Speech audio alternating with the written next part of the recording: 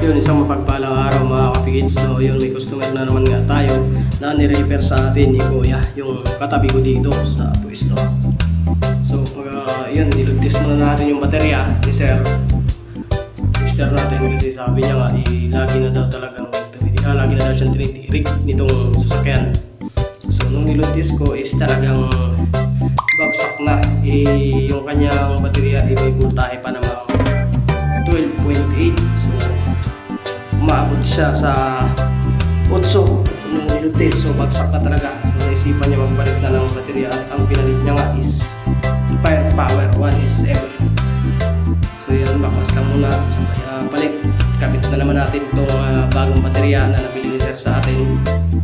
And maraming salamat sa iyo, Sir Idol, sa pag-build ng ating Firepower 1SM.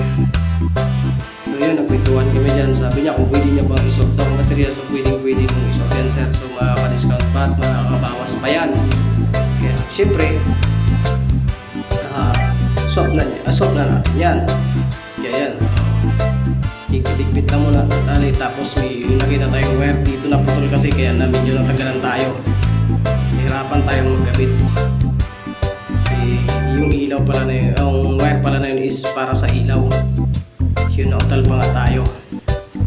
Pero yun, successful naman ang ating pagkakabit ng baterya. So sa mga nagkakabit ng baterya dyan, kapag magbabaklas kayo, lagi ninyong unahin yung negative bago ang positive. Tapos pag kinabit nyo na, yung kakabit nyo na yung ipapalit yung baterya, syempre unahin nyo na naman yung positive, pahuli na naman yung negative. Make sure nyo lang na pag nag-iigpit kayo ng baterya, atrasikol kay buhi pa! Atrasikol kay buhi pa!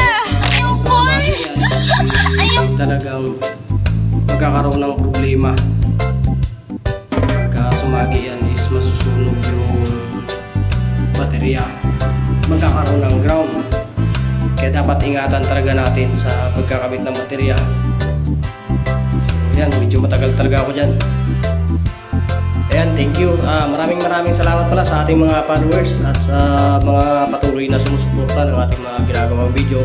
Medyo matagal tayo nakapag-upload ng video, sa 2 araw o 3 araw. So kahapon nag-upload tayo, puro kalukuhan lang kasi nga masama ang pakiramdam natin nakaraan. Kaya hindi tayo nakapag-upload ng mga video sa mga customer natin na bumili. So yun, maraming salamat sa tiwala, sa suporta natin ng ating mga tropa dyan. Shoutout sa inyo, kay Justin at kay Sir